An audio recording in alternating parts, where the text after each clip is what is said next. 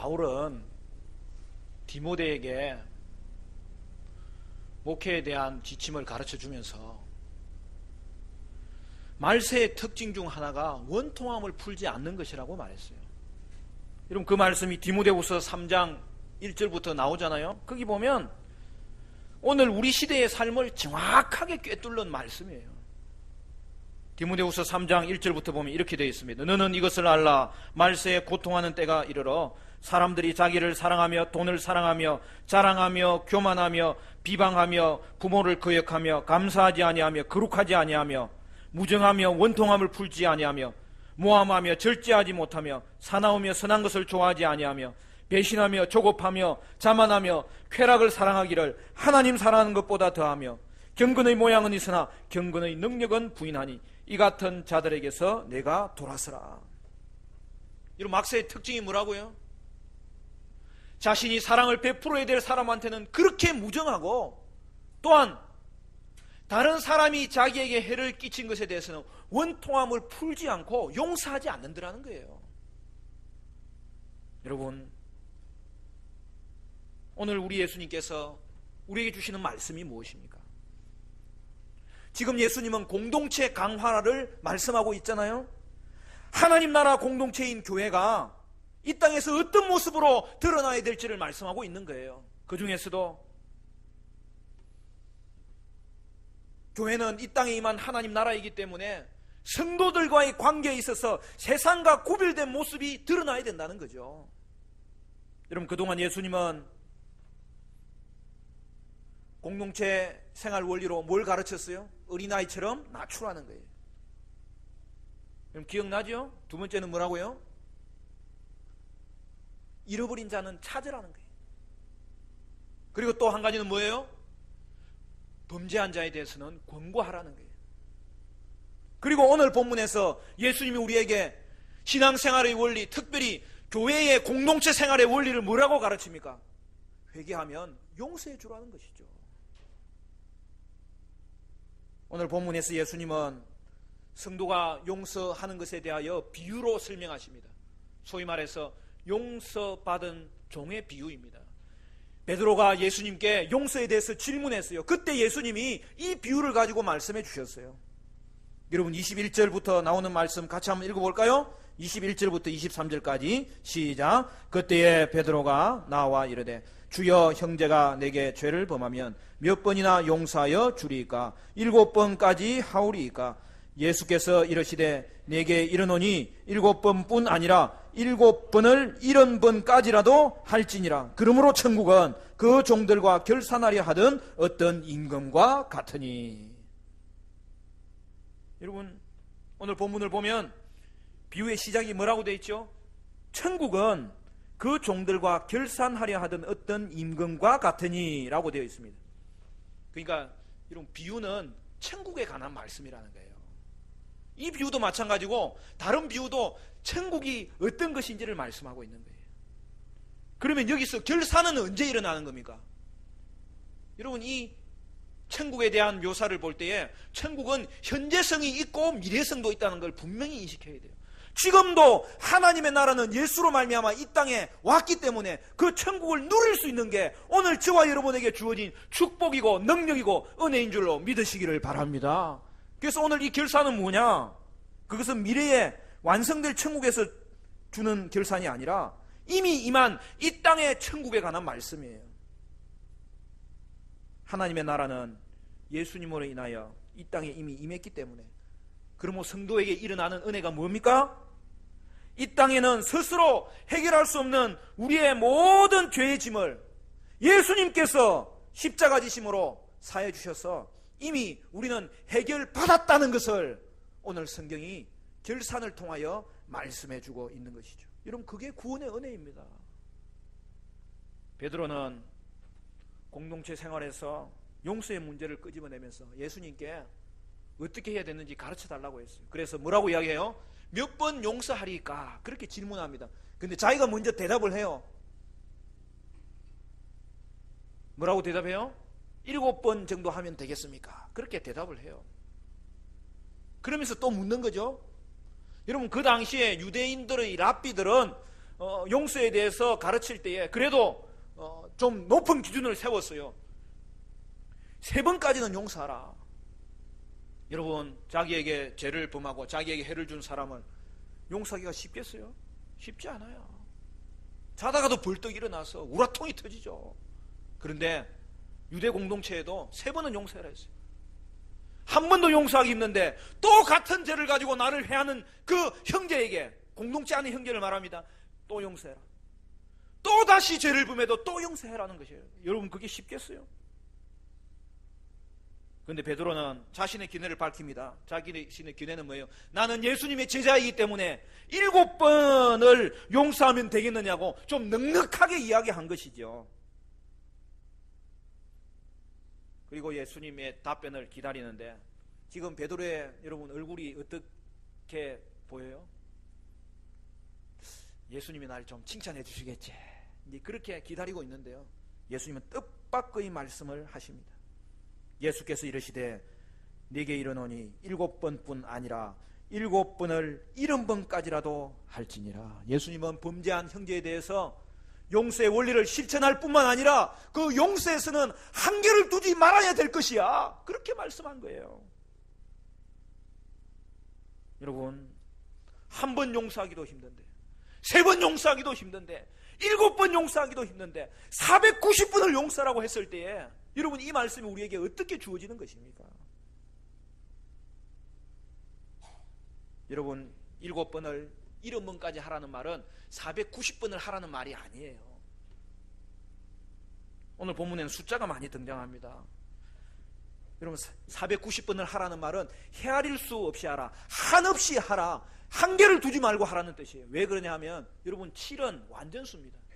근데 거기다가 70번을 곱해라는 말은 뭐예요? 또 완전수를 하나 더하고, 그리고 10이라는 숫자는 많다는 뜻의 수예요.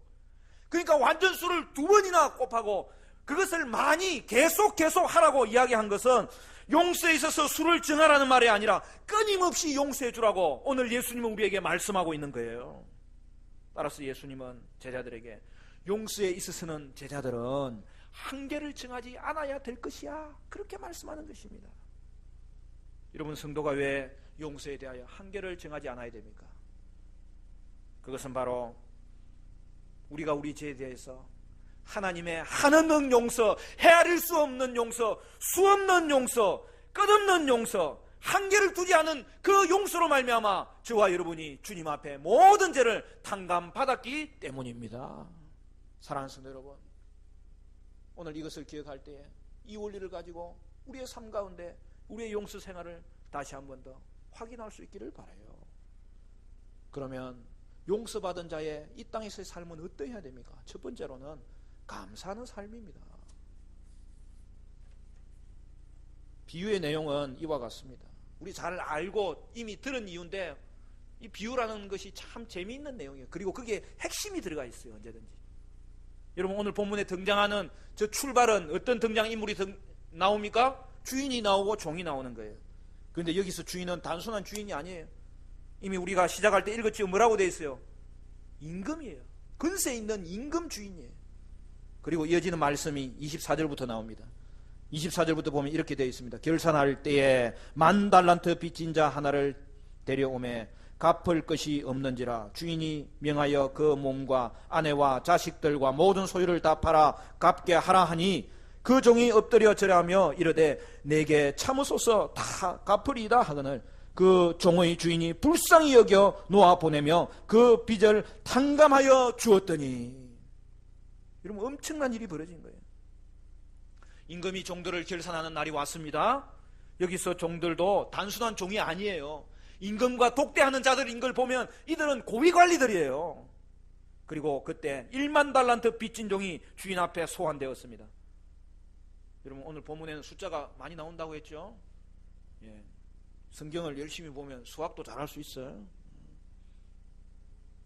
필요하면 메모해가면서 보면 아주 하나님의 말씀이 기가 막힙니다. 여러분, 종이 빚진 양이 얼마라고 했어요? 10,000달란트 빚졌다는데, 여러분, 10,000달란트 빚진 것은 엄청나게 큰 돈을 말하는 거예요. 다른 말로 얘기하면 셀 수 없는 돈을 말하는 거예요.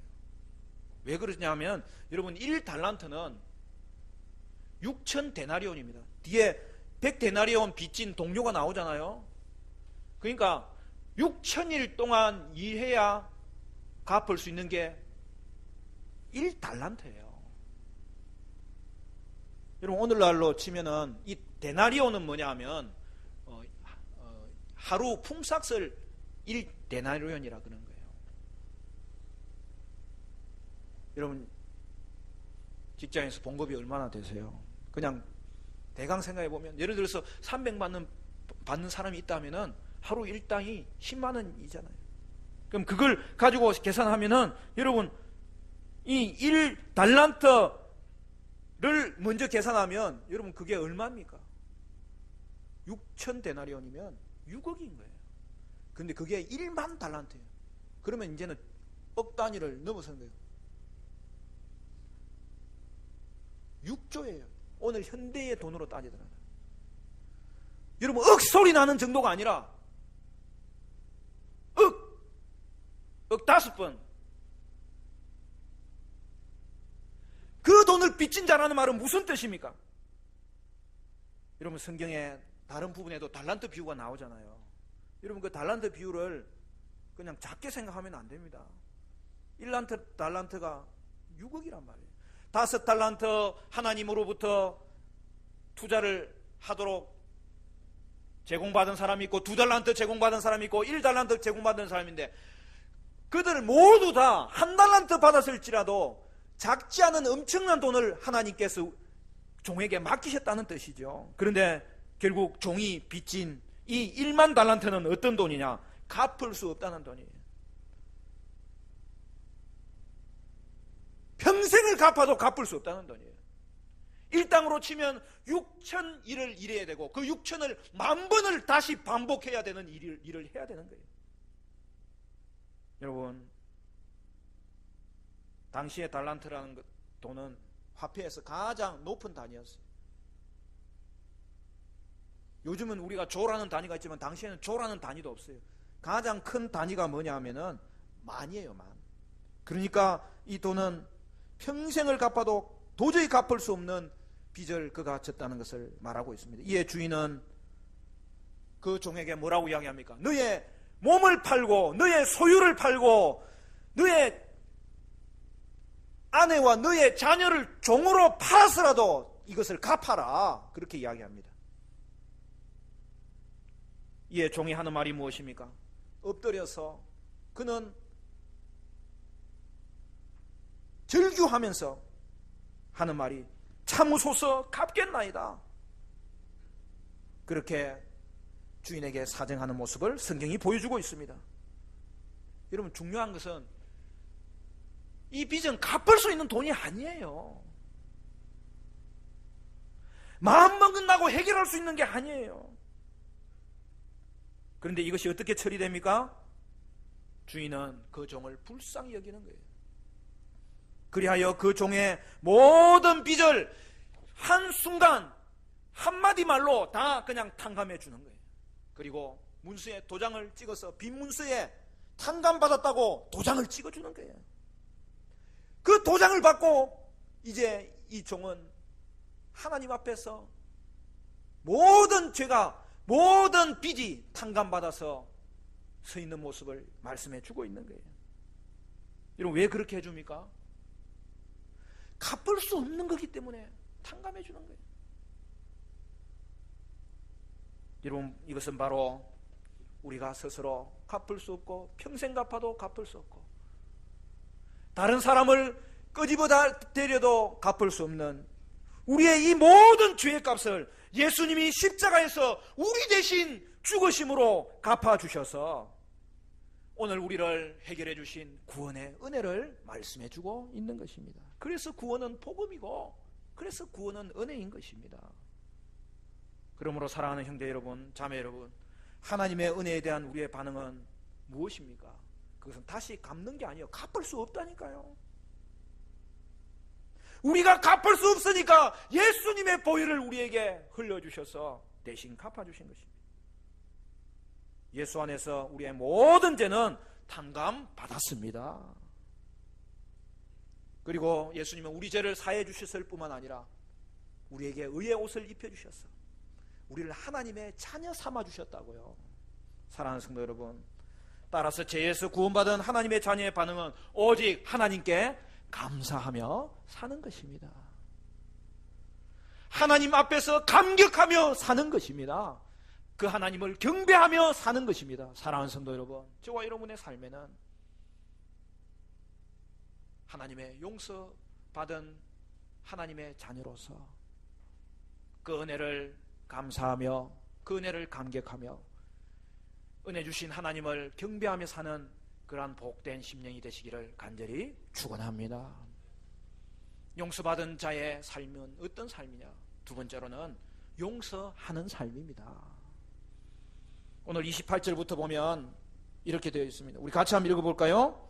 28절부터 우리 31절까지 같이 읽겠습니다. 시작. 그 종이 나가서 자기에게 100데나리온 빚진 동료 한 사람을 만나 붙들어 목을 잡고 이르되 빚을 갚으라 하매 그 동료가 엎드려 간구하여 이르되 내게 참아 주소서 갚으리이다 하되 허락하지 아니하고 이에 가서 그가 빚을 갚도록 오게 가두거늘 그 동료들이 그것을 보고 몹시 딱하게 여겨 주인에게 가서 그 일을 다 알리니. 여러분, 임금으로부터 인생의 모든 빚을 다 탕감받은 이 종은 얼마나 기뻤을까요? 그런데 그 이후의 일이 오늘 성경에 나타납니다. 그 종이 길을 가다가 우연히 그에게 100데나리온 빚진 동료를 만나게 되는데, 여러분 100데나리온도 작은 돈은 아니죠. 이제는 계산이 되죠. 100데나리온은 얼마예요? 1데나리온이 품삯이고 10만원이라면 100데나리온은 얼마예요? 1000만원이죠. 물론 그것도 작은 돈은 아니에요.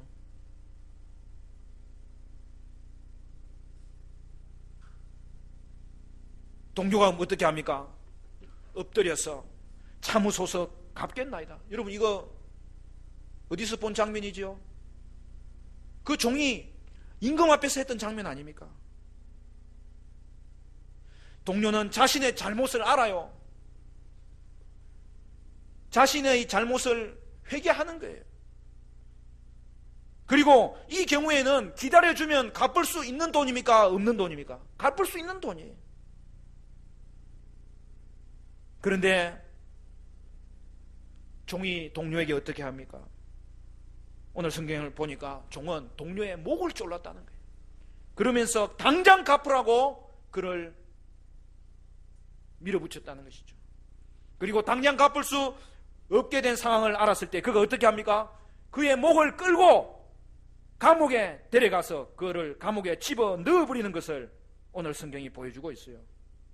이걸 누가 봅니까? 옆에 있는 다른 동료들이 보는 거예요. 이 동료들이 감옥에 들어간 그 동료를 보면서 몹시 딱하게 여겨서 임금님에게 이 사실을 전합니다. 이거는 누가 봐도 이치에 맞지 않다는 뜻이에요. 임금은 당장 그 종을 다시 부르고 그를 악한 종이라고 그를 책망하시면서 탕감해 주었던 것을 취소하고 그를 감옥에 집어넣도록 옥졸들에게 맡겨버리는 것을 성경이 보여주고 있습니다. 저는 이 부분을 볼 때마다 그가 옥졸에게 잡혀가는 장면이 상상이 돼요. 여러분, 이 종이 동료를 만났을 때 빚 갚으라고 어떻게 했어요? 목을 졸랐잖아요. 그리고 그 목 졸라서 감옥까지 데려갔잖아요. 지금 똑같은 일이 벌어지고 있는 것이죠. 옥졸에 의해서 그의 목이 졸려가지고 감옥에 지금 끌려가서 집어넣어지는 그런 일이 생겼다는 것이죠. 여러분, 이 비유에 대한 예수님의 결론이 무엇입니까? 35절 말씀, 너희가 각각 마음으로부터 형제를 용서하지 아니하면 나의 하늘 아버지께서도 너희에게 이와 같이 하시리라. 이 말이 무슨 말입니까? 우리가 왜 용서의 삶을 살아야 됩니까?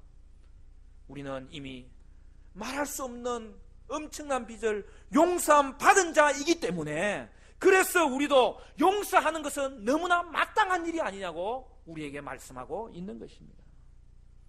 오늘 성도들이 이 땅을 살아갈 때 용서하지 않는 삶은 어울리지 않는 삶이라는 거예요. 용서하는 것은 잘하는 것도 아니라 마땅한 삶이라는 거예요. 사랑하는 성도 여러분, 그러나 오늘 우리의 삶의 현실에서 돌아볼 때에 그 엄청난 것을 용서받았음에도 불구하고 형제를 용서하기를 더디하고 또한 형제를 용서하기를 우리는 거절하는 것을 생각할 때 오늘 본문이 우리에게 주시는 말씀은 무엇입니까?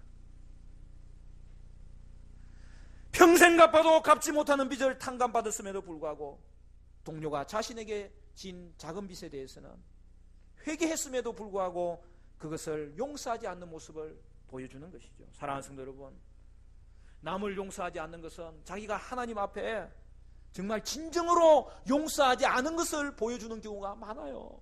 사랑하는 성도 여러분, 여러분은 용서받은 자로서 여러분의 삶이 용서하는 것이 마땅한 그런 삶을 살게 되시기를 간절히 소원합니다. 용서받은 자로서 우리는 어떻게 살아야 될까요? 한 가지만 더 살펴보면 셋째로 긍휼히 여기는 삶을 살아야 합니다. 오늘 본문 여러분 우리 32절부터 다시 한 번 더 읽어볼까요? 32절부터 34절까지 다 같이 시작. 이에 주인이 그를 불러다가 말하되 악한 종아, 내가 빌기에 내가 내 빚을 전부 탕감하여 주었거늘 내가 너를 불쌍히 여김과 같이 너도 내 동료를 불쌍히 여김이 마땅하지 아니하냐고 주인이 노하여 그 빚을 다 갚도록 그를 옥졸들에게 넘기니라. 용서의 삶은 구체적으로는 형제를 불쌍히 여기는 삶으로 나타나야 된다는 사실이죠. 그런데 우리가 이해가 가지 않는 것이 하나 있어요. 여러분, 아무리 그래도 그 엄청난 빚을 탕감받았는데 왜 그 동료에게 그렇게 못살게 구는 일이 벌어졌을까? 참 이해가 가지 않는 거예요. 사실 저도 이 말씀 묵상할 때마다 그 부분이 하나 해결되지 않을 때가 참 많아요. 그런데 힌트가 있어요. 여러분, 이 종이 주인에게, 임금에게 소환되었을 때에 주인에게 했던 대화를 보면 알 수 있어요. 여러분, 그가 임금 앞에 소환되었을 때에 엎드려서 빌면서 하는 말이 무엇이었어요? 참으소서 갚겠나이다 라고 했어요. 여기서 우리는 종의 생각을 읽을 수 있어요. 종은 갚을 수 없는 돈임에도 불구하고 갚겠다고 한 거예요. 갚을 수 없는 돈이에요. 그런데 갚겠다고 한 거예요. 그래서 어떻게 합니까? 갚을 수 없는 빚을 다 탕감받았음에도 불구하고 그 후에도 그는 다시 이 빚을 갚으려고 했다는 사실이죠. 여러분, 종의 빚은 다 탕감받았어요. 이제는 더 이상 갚을 것이 없어요. 종이 할 수 있는 것은 이제는 감사하는 삶이고 감격하는 삶이고 하나님을 경배하는 삶이어야 됩니다. 그리고 한 가지 남은 것이 있다면 모든 빚을 탕감받은 자로서 형제의 작은 빚에 대해서는 불쌍히 여기며 용서할 수 있어야 된다는 사실이죠. 그런데 그 종은 그렇게 하지 않았습니다.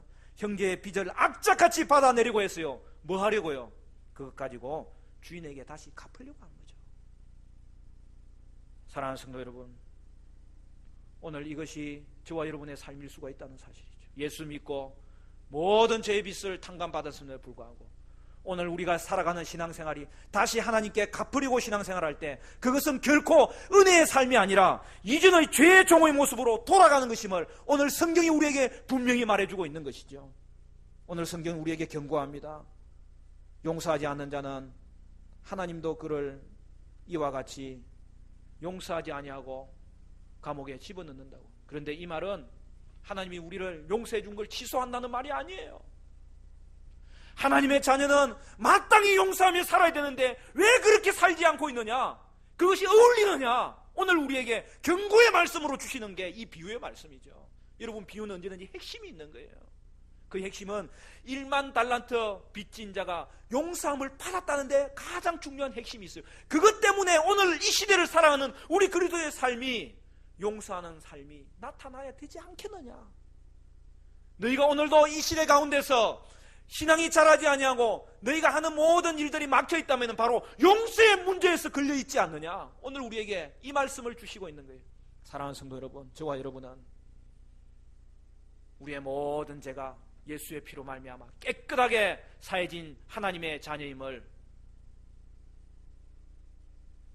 여러분 깨닫고 믿으시기를 간절히 축원합니다.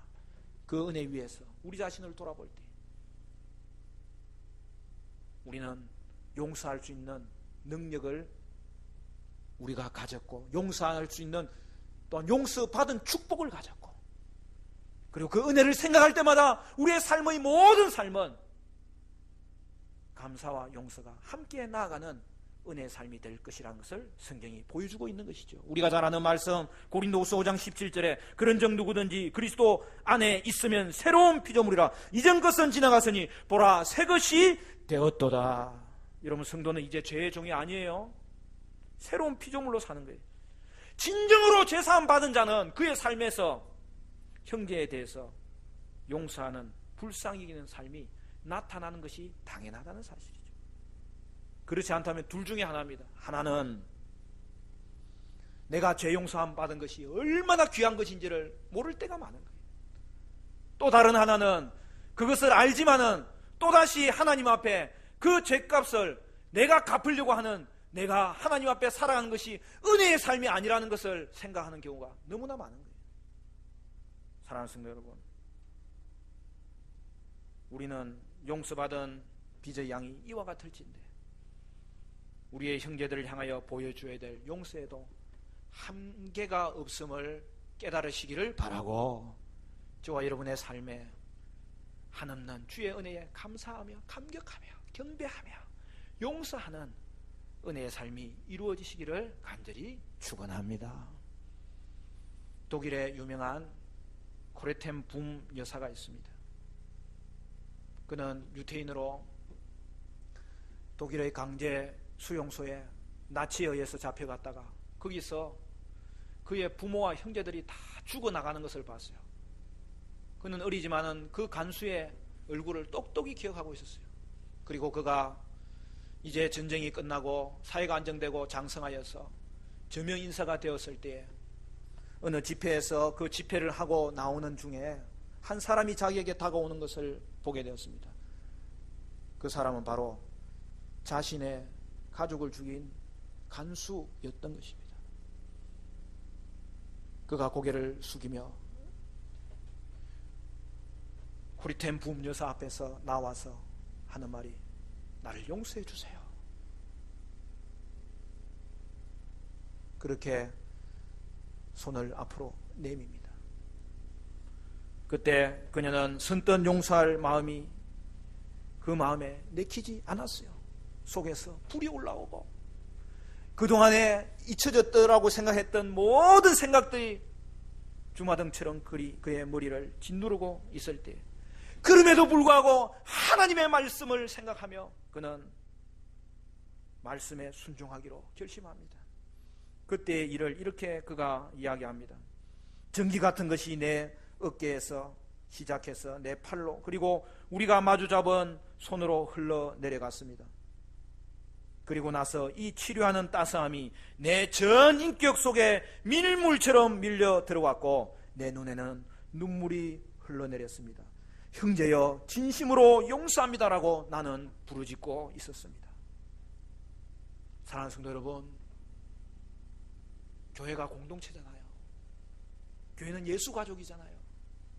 그럼에도 불구하고 교회 안에서 용서하지 못한 부분이 있는지 여러분 점검하셔야 됩니다. 육신의 형제자매도 마찬가지예요. 육신의 부모, 육신의 자녀, 아이 관계 가운데도 용서하지 못한 부분이 있는지 여러분 돌아보셔야 됩니다. 왜 그렇습니까? 성도의 용서에는 한계가 없기 때문입니다. 형제의 범죄에 대해서 여러분은 용서하셔야 됩니다. 여러분, 용서하지 않는 것은 불화살을 맞고 그걸 그냥 그대로 내버려 두는 것과 똑같아요. 여러분, 마음에 불화살을 맞고 그대로 내버려 두면서 그 마음이 데이지 않을 사람은 누가 있겠습니까? 사랑하는 성도 여러분,